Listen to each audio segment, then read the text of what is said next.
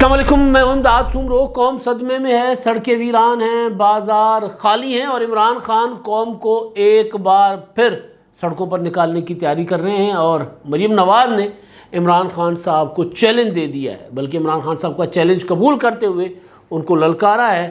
اور شیخ رشید صاحب اور عمران خان صاحب کے تعلقات کس نہج پر پہنچے ہیں، کیوں بگڑے، کیا قطع تعلق ہو گئے معاملات، یا ابھی صرف وہ روٹھنا اور منانا جاری ہے، یا روٹھے ہوئے کو کوئی نہیں منانے کو آ رہا، یہ سارے معاملات ہیں۔ اور معاملہ جو ہے وہ سب سے بڑا تو ہے قوم کے صدمے کا، تو اس پر بعد میں بات کروں گا کہ قوم کو کتنے صدمے اور ملنے ہیں، اور یہ صدموں کے پیچھے اصل وجہ کیا تھی، اور کون ہے وہ جو قوم کو صدمے دے کر اور خود اب اس پر تالیاں بجا رہا ہے۔ وہ ہوتا ہے نا، آگ لگا کر اس کے اوپر پیٹرن چھڑک کر اور پھر تماشا کیا جاتا ہے جس طرح، یا زخم لگا کر پھر نمک چھڑکے جاتے ہیں۔ تو یہ کون تھا جو قوم کو اس نہج پر پہنچا کر اب خود جو ہے وہ جلتی پر تیل ڈالنے کی کوشش کر رہا ہے، مزید قوم کو صدمے دینے کی کوشش کر رہا ہے؟ تو آغاز کرتے ہیں شیخ رشید صاحب کے ساتھ عمران خان صاحب کے تعلقات۔ شیخ رشید صاحب جو ہیں وہ عمران خان صاحب سے آہستہ آہستہ دور کیے جا رہے ہیں، دور ہو نہیں رہے۔ ان کی کوشش ہے شیخ صاحب کی کہ اسی طرح عمران خان صاحب کی آنکھ، کان اور زبان بنے رہیں، یا اسی طرح وہ عمران خان کی زبان میں، کان میں جو بات کرے وہ عمران خان کی زبان پر آ جائے۔ وہ کوشش ان کی یہی ہے، لیکن عمران خان صاحب خود صدمے اٹھانے کے بعد اب ان کو تھوڑی سی سوچ آئی ہے، تھوڑی سی، زیادہ نہیں، تھوڑی سی سوچ آئی ہے، اور ان کو پرانے دوستوں کی یاد آئی۔ تو پھر ان کو کہا گیا کہ پہلے ذرا ان کو دور کرو، تو اس کے بعد پھر ہم آپ کے ساتھ بیٹھ کر بات کریں گے۔ تو لہذا شیخ رشید صاحب ان دنوں عمران خان صاحب کی جو کور کمیٹی یا کور کمیٹی جو ایک پراپر فورم ہوتا ہے نا، کور ٹیم جو ہر وقت عمران خان صاحب کے ساتھ ہوتی تھی، سایہ بنی ہوئی، پرچھائی بنی ہوئی، جو عمران خان صاحب کو تنہا اکیلے نہیں چھوڑتی تھی، اور وہ ٹیم جس میں سے کئی لوگ عمران خان صاحب کی باتیں ریکارڈ کر کے جن کے متعلق عمران خان صاحب بات کر رہے ہوتے تھے ان کو پہنچا دیتے تھے، آڈیوز۔ عمران خان صاحب کی عادت ہے، عمران خان صاحب اگر چند لوگوں میں، پرسنل لوگوں میں بیٹھے ہوں، چاہے وہ پارٹی کے لوگ ہوں، چاہے ان کے ذاتی دوست ہوں، پھر وہ دیکھتے نہیں ہیں کہ خواتین و حضرات ہیں سارے، لیکن پھر ان کو پتہ ہوتا ہے کہ جی کمرے میں آپس میں بیٹھے ہوئے، پبلک پلیس نہیں ہے، تو عمران خان صاحب کی زبان سے جو کلمات ادا ہوتے ہیں وہ بیان نہیں کیے جا سکتے، جس طرح کی وہ باتیں کرتے ہیں، جس طرح کی مغالطات وہ بولتے ہیں۔ ظاہر ہے عمران خان صاحب مغالطات جو کریں گے تو وہ بولنا ہی کہا جائے گا اس کو، تو جس طرح کے وہ الفاظ استعمال کرتے ہیں کسی کے لیے بھی جو بھی عمران خان صاحب کو پسند نہیں آتا، وہ ان کی پارٹی کا بندہ ہو، وہ ان کا مخالف ہو، یا وہ اس کا تعلق کسی ادارے سے ہو، پھر عمران خان صاحب کے منہ سے اس طرح پھلجھڑیاں نکلتی ہیں، ان کے متعلق شعلے نکل رہے ہوتے ہیں، اور شعلے تو ہوتا ہے نا پارلیمانی شعلے، پارلیمانی نہیں، غیر پارلیمانی شعلے۔ تو غیر پارلیمانی شعلے جب عمران خان صاحب نکالا کرتے تھے، ابھی بھی کرتے ہیں، لیکن جب کرتے تھے اور شیخ رشید صاحب ان کے ساتھ گاڑی میں ہوا کرتے تھے، تو وہ آڈیو جو ہے وہ وہاں ان تک پہنچ جاتی تھی جن کے متعلق عمران خان صاحب یہ باتیں کرتے تھے، اور پھر وہ عمران خان صاحب کو بتاتے کہ جی آپ ہمارے متعلق یہ باتیں کرتے ہیں۔ تو عمران خان صاحب کو کہا گیا کہ جی یہ بندہ جو پکڑا گیا رنگے ہاتھوں، آپ اس کو کیوں عمران خان صاحب کہتے ساتھ بٹھاتے؟ تو عمران خان صاحب اپنے دوستوں کو، اپنی پارٹی کے لوگوں کو کہتے تھے کہ ایک تو یہ لوگوں کا لہو گرماتا ہے، تقریر بہت اچھی کر لیتا ہے، اور دوسرا یہ کہ میرے جو معاملات ہیں سیاسی، ادھر گیٹ نمبر 4 وہاں ذرا اس کی رسائی رسوئی ہے اور یہ معاملات بہتر کرتا ہے۔ تو یہ کہہ کر عمران خان صاحب سب کو چپ کرا دیتے تھے کہ جی میرے معاملات وہاں پر یہ ٹھیک کرواتا ہے۔ وہ ایک بھرم ہوتا ہے نا، شیخ رشید صاحب نے ایک بھرم بنایا ہوا تھا کہ جی میں ہوں نا، میں بات کر دوں گا وہاں پر جا کر آپ کے لیے۔ تو اس چکر میں عمران خان صاحب جو ہے وہ شیخ رشید صاحب کے کو دور نہیں ہونے دیتے تھے۔ کئی بار تلخیاں ہوئیں، عمران خان صاحب کو پارٹی کے لوگوں نے کہا کہ یار یہ مطلب ٹھیک ہے کہ اتحادی ہیں، اتحادی کو اتحادی تک رکھے نا، آپ پارٹی کی کور کمیٹی میں بھی ان کو بٹھا دیتے، ہم فیصلہ کرتے ہیں، اس فیصلے کی وہ جا کر اپنا خفیہ فیصلہ ہوتا ہے، وہ جا کر اس کی نمائش کرنا شروع ہو جاتے ہیں، وہ جا کر ڈھول بجانا شروع کر دیتے ہیں۔ تو بہرحال تو عمران خان صاحب کو لگ پتہ اس دن گیا، عمران خان صاحب کے 7 طبق روشن تب ہوئے جب، یا 14 طبق، 7 نہیں تو 14، سارے کے سارے روشن تب ہوئے جب عمران خان صاحب نے لانگ مارچ کے چکر میں، شیخ رشید صاحب کے چکر میں لانگ مارچ جو ہے وہ اسلام آباد کی طرف لے کر نکلے تھے۔ باقی معاملات تو تھے ہی، لیکن شیخ رشید صاحب نے ان کو بہت ایک ہوتا ہے نا کہ جی آپ کر لینا، ہاں آپ نکلیں، سڑکوں پر نکلیں، قوم آپ کے ساتھ ہے، اور قوم جو ہے وہ ساری رکاوٹیں توڑ دے گی، آگے لگا دے گی، جلا دے گی، یہ کر دے گی، وہ کر دے گی، اور آپ دیکھیں آپ کو الیکشن یوں ملتا ہے۔ اور پھر 25 کو عمران خان صاحب تو نکلے، عمران خان صاحب نے ہمت بھی کی، بہت ڈرپوک انسان ہے عمران خان صاحب، یا مجھے کسی نے کہا تھا کہ ڈرپوک مت کہا کرو، ماشاءاللہ بہت بہادر ہیں، اس طرح کہا کرو، تو میں معذرت کے ساتھ ڈرپوک والا لفظ میں نے واپس لے لیا۔ تو ماشاءاللہ عمران خان صاحب بہادر بھی بہت ہیں، تو وہ نکلتے نہیں ہیں اس طرح کی سچویشن میں، لیکن وہ بھی نکلے تھے۔ لیکن شیخ رشید صاحب ان سے بھی زیادہ بہادر تھے، تو وہ نہیں نکلے تھے، تو لہٰذا شیخ رشید صاحب کو عمران خان صاحب نے اپنے آپ سے دور کرنا شروع کر دیا۔ 25 مئی کے لانگ مارچ کے بعد جو ایک آدھی میٹنگ ہوئی اس میں شیخ رشید صاحب تھے، لیکن اس کے بعد شیخ صاحب کو کر دیا گیا دور۔ اور میں نے 9 جون کو اپنا ایک ویلاگ کیا تھا، 9 جون کو، اور پڑھا ہوا ہے، اس کا تھمبنیل کی پہلی لائن ہے شیخ رشید اور عمران خان کی راہیں جدا، اور پھر اس میں باقی ایشوز بھی تھے، لیکن یہ والا معاملہ میں نے ڈسکس کیا تھا۔ اب ہوا یہ ہے کہ کچھ دن پہلے حامد خان صاحب کی عمران خان صاحب سے ملاقات ہوئی، 2-3 دن پہلے۔ اس ملاقات میں عمران خان صاحب کو حامد خان صاحب نے جو باتیں کی، حامد خان صاحب نے جو باہر آ کر اپنا ٹاک شوز میں بتائیں، خاص طور پر شاہ خانزادہ کے ٹاک شو میں، انہوں نے کہا تھا کہ جی ہم نے عمران خان صاحب کو کہا ہے کہ آپ کے دائیں بائیں لوگ غلط بیٹھے ہوتے ہیں، یہ وہ لوگ ہیں جو اسٹیبلشمنٹ کے لوگ ہیں، یہ آپ جو بات کرتے ہیں جا کر اسٹیبلشمنٹ تک پہنچاتے ہیں، لہٰذا آپ پہلے تو ان کو اپنے آپ سے دور کریں۔ ظاہر ہے اس میں سب سے ٹاپ پہ تو شیخ رشید صاحب تھے، باقی پھر جو غیر منتخب لوگ ان کے ساتھ تھے، کچھ منتخب لوگ، ان کا بھی انہوں نے تذکرہ کیا ہوگا، لیکن سب سے بڑا جو ٹارگٹ تھا وہ شیخ رشید صاحب تھے۔ تو لہٰذا عمران خان صاحب جو ہیں وہ شیخ رشید صاحب کہتے ہیں میں تو عمران کا ساتھ کبھی نہیں چھوڑوں گا، سارے چھوڑ جائیں لیکن میں عمران کے ساتھ ہوں، میرا پی ٹی آئی کے ساتھ کوئی تعلق نہیں ہے، میں عمران خان کے ساتھ ہوں۔ یہ کہہ کر عمران خان صاحب کی خوشامد کر کے شیخ رشید صاحب عمران خان صاحب کی مخبریاں کرتے تھے۔ تو مخبریاں پکڑی بھی گئیں، اور مخبریوں کے بعد جب عمران خان صاحب اب دلدل میں آ کر پھنسے ہیں اور یہاں سے نکل نہیں پا رہے ہیں عمران خان صاحب، آپ دیکھ لیجئے عمران خان صاحب آج بھی اسلام آباد میں انہوں نے جو وکلا کنونشن کیا ہے اس کا عالم دیکھ لیں۔ عمران خان صاحب تیزی کے ساتھ سکڑتے جا رہے ہیں، کہاں بڑے بڑے جلسے، مینار پاکستان، لانگ مارچ، ایسی تیزی پھیر دوں گا، جینے نہیں دوں گا، چلنے نہیں دوں گا، خطرناک ثابت ہوں گا۔ کہاں وہ والے عمران خان صاحب اور کہاں یہ سکڑے ہوئے عمران خان صاحب کہ بنی گالہ سے باہر نہیں نکل رہے، پشاور سے باہر نہیں نکل رہے، ضمانت کے بغیر کہیں چل پھر نہیں پا رہے۔ تو عمران خان صاحب جو ہے وہ ان کو شیخ رشید صاحب کی مخبریوں نے مروا بھی دیا۔ تو اس لیے شیخ صاحب کو پی ٹی آئی کی پارٹی پوزیشن جو ہے وہ یہ ہے کہ عمران خان صاحب کو کہا گیا کہ آپ نے اگر شیخ رشید صاحب کو جلسے میں بلا لیں، لوگوں کا لہو گرمانا ہے گرما لیں، لیکن یہ بنی گالہ میں اگر وہ 24 گھنٹے بیٹھے رہے اور آپ کو ہم بات کریں گے، آپ ہماری بات ٹال دیتے ہیں، انکار کر دیتے ہیں، ہمیں تو کھری کھری سنا دیتے ہیں، شیخ صاحب جو آپ سے بات کرتا ہے اگلے لمحے آپ کی زبان پہ وہی نکلتی ہے۔ ابھی آپ نے دیکھا پچھلے دنوں شیخ رشید صاحب نے کہا تھا کہ 45 دنوں کے اندر انتخابات ہو جائیں گے، انتخابات کی تاریخ آ جائے گی، عمران خان صاحب اسی پر لگے ہوئے تھے۔ تو اب جا کر عمران خان صاحب کا ہو گیا دماغ آ گیا ٹھکانے پر، تو عمران خان صاحب نے شیخ صاحب کو دور کر دیا، لیکن شیخ صاحب عمران خان صاحب سے دوری کا بھی وہ کیا ہوتا ہے اعتراف نہیں کر رہے کہ جی مجھے دور کر دیا گیا، وہ اعتراف نہیں کر رہے۔ لیکن حقیقت یہ ہے کہ شیخ رشید صاحب اور عمران خان صاحب میں معاملات بہت حد تک ختم ہو چکے ہوئے ہیں۔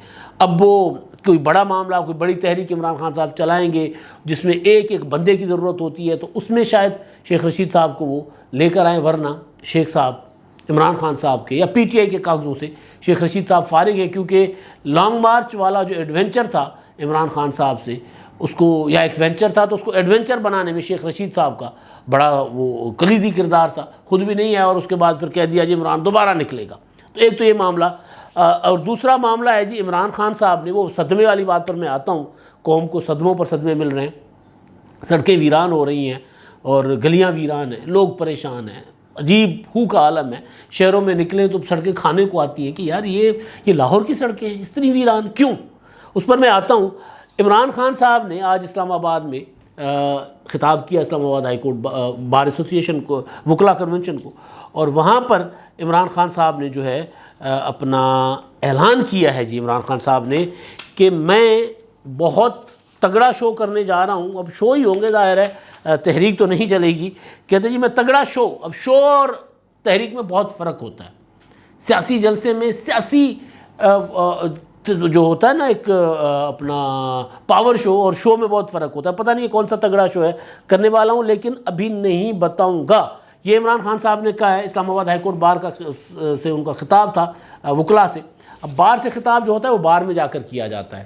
اول تو ایک ہوتا ہے نا کہ میٹ دی پریس جو ہے وہ آپ پریس کلب کا پروگرام ہوتا ہے, پریس کلب آپ کو انوائٹ کرتا ہے, آپ وہاں جا کر خطاب کرتے ہیں. بار ایسوسیشن آپ کو انوائٹ کرتا ہے, بار ایسوسیشن میں جا کر خطاب کرتے ہیں. تو عمران خان صاحب کی مرضی ہے, وہ تو اپنا جہاں بیٹھتے ہیں وہ ادارہ بن جاتا ہے. عمران خان صاحب کا دل کرتا ہے کہ وہ چیف جسٹس بن جائیں, وہ چیف جسٹس بن جاتے ہیں, فیصلے صادر کرنا شروع ہو جاتے ہیں. عمران خان صاحب کا دل کرتا ہے وہ آرمی چیف بن جائیں, وہ آرمی چیف بن جاتے ہیں. خان صاحب کا دل کرتا ہے وہ خود ہی وزیر اعظم بن جائیں, خود ہی وزیر اعظم بن جاتے ہیں. اور خان صاحب جہاں بیٹھتے ہیں وہاں وہی کچھ ہوتا ہے. تو بہرحال وہ بار ایسوسیشن کو کہیں باہر انہوں نے خطاب کیا ہے, اپنا عمران خان صاحب نے بار ایسوسیشن نہیں گئے, لیکن وہاں پر انہوں نے یہ بات کی جی میں تگڑا شو کرنے جا رہا ہوں. باقی وہی پرانی گھسی پٹی ایک کہانی انہوں نے جو سنائی ہوئی ہے. اب اس کہانی پر بھی ادارہ بول اٹھا ہے کہ جی آپ ہمارے کندھے میں رکھ کے سیاسی بندوق کیوں چلا رہے ہیں.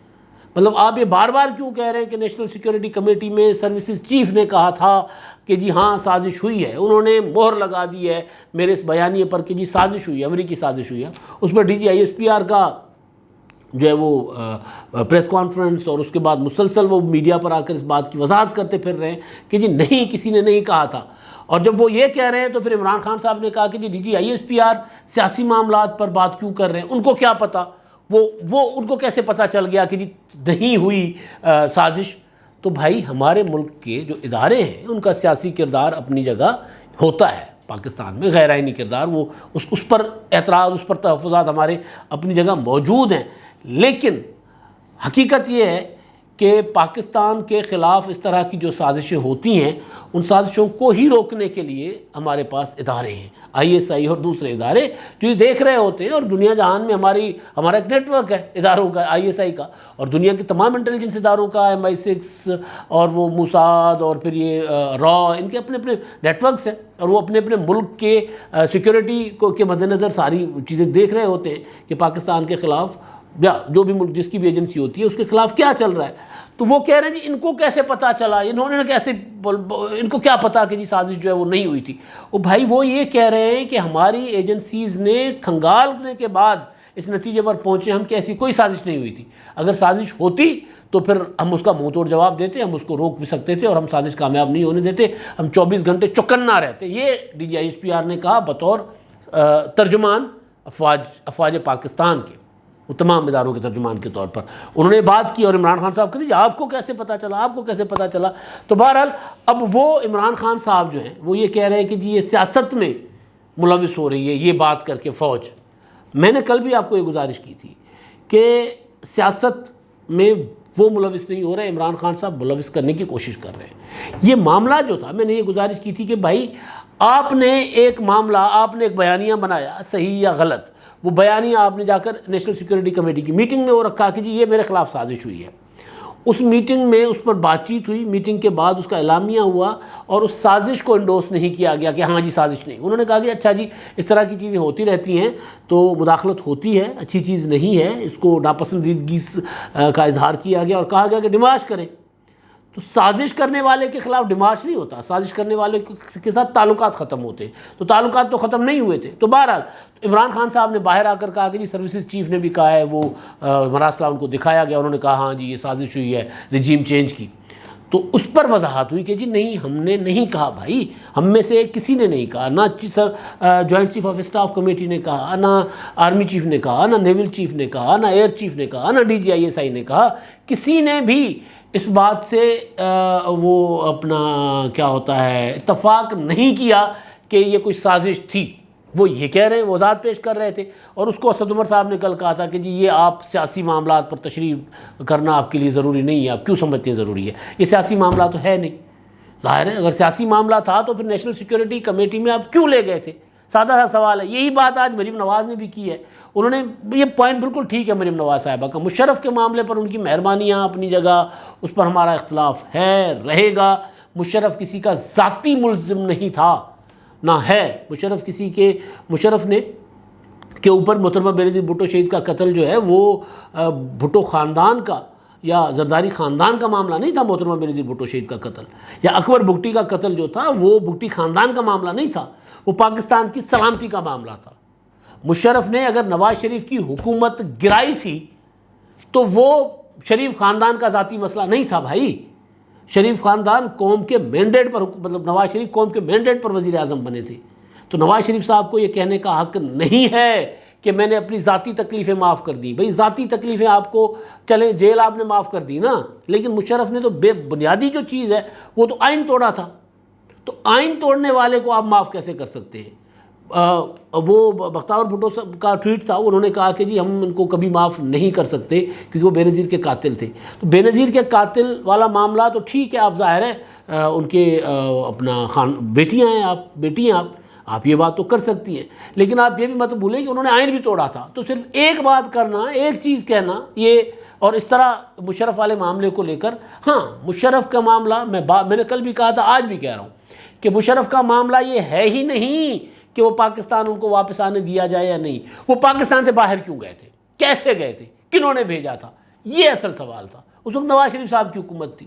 تو یہ مہربانیاں جو مریم نواز صاحبہ کہہ رہی ہیں کہ جی ذاتی طور پر انہوں نے جو کچھ ان کے ساتھ ہوا تھا تو وہ انہوں نے معاف کیا، تو بہرحال یہ معاملات قومیں آگے نہیں بڑھا کرتی جب تک آپ اپنے آئین قانون. بھائی آپ نے اگر مال روڈ پر لگے ہوئے سگنل کی خلاف ورزی کر لی نا، آپ ترقی نہیں کر پاتے. آپ لکھ لیں، آپ سگنل توڑیں گے آپ کا آئین ٹوٹے گا. یہ ایک سادہ سا فارمولہ ہے. سگنل توڑنے والے کے لیے بھی کوئی معافی نہیں ہے اور آئین توڑنے والے کے لیے بھی کوئی معافی نہیں ہونی چاہیے. کسی کا یہ ذاتی مسئلہ نہیں ہے کہ جی ہم نے ذاتی طور پر معاف کر دیا. بھائی آپ، ریاست پاکستان کوئی سلطنت نہیں ہے، ریاست پاکستان ایک آئینی بندوبست کے تحت چلتی ہے. تو باقی جہاں تک انسانی بنیادوں کا معاملہ ہے وہ دیکھ لیجئے، لیکن آئین نے جو سزا دی ہے وہ سزا برقرار ہے، وہ سزا موجود ہے. وہ عدالت اڑا دی لیکن سزا تو نہیں اڑی نا، تو وہ اپنی جگہ موجود ہے. تو بہرحال تو میں آتا ہوں واپس اس معاملے پر. کل بھی بڑی بات ہو چکی ہوئی تھی. تو عمران خان صاحب کو مریم نواز صاحبہ نے چیلنج ان کا قبول کیا ہے. اسلام آباد ہائی کورٹ میں وہ بھی تھیں، ان کی سماعت تھی، پیشی تھی.